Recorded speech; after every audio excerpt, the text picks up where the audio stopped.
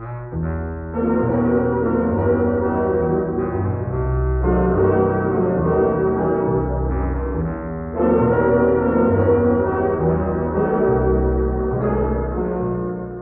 a sad state this park is in.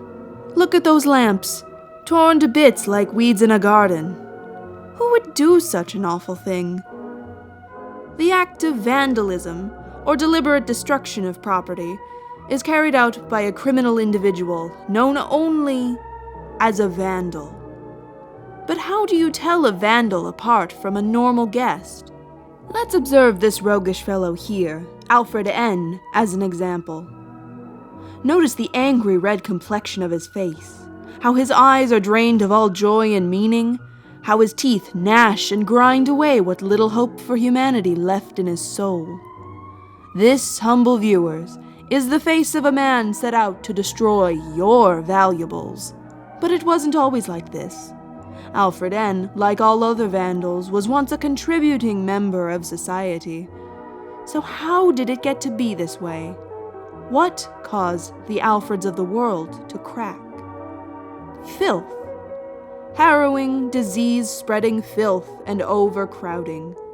With no outlets to vent the soul-crushing conditions of his situation, Alfred, like many others, turned to the violent crime of vandalism as a way to reap some kind of meaning from his miserable existence. And though the burden of horrific living conditions do not outweigh the gut-wrenching trauma of battered belongings, it is nevertheless our responsibility as red-blooded Americans to solve this vandalism crisis. But how? Perhaps we could simply get rid of all the pathway scenery entirely. After all, vandals only seem to crop up once actual lamps and benches are built amidst their squalor. But what is life without the niceties? A cozy bench to curl up on after a hard day at work, or a handy garbage can to hold all of your unmentionables in a polite, societally acceptable way. No, we couldn't possibly do away with those. Then perhaps we could implement strict security measures to prevent vandals from ever lashing out. But oh dear, do those security costs add up. And creating a rigid police state doesn't exactly fix the social plight of our guests in question. Perhaps we could simply get rid of all those guests. But then you won't have anyone to inhabit your park, thereby angering the insatiable beast of Western capitalism. And that just won't do. Perhaps there are no easy answers. Perhaps the best answers are the ones that require hard work and diligence to prevent filth and overcrowding from ever tarnishing your park. Hire handymen. Build first aid facilities near particularly nauseating rides.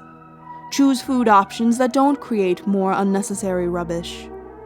Most of all, take care of your park's patrons. If they don't have any reason to feel desolate and oppressed, then they will revert to their natural state of idyllic complacency. So remember what you've learned today, young tycoons. The only solution to the scandal of vandalism is diligent maintenance of your park. It's what Alfred N. would have wanted. God rest his soul.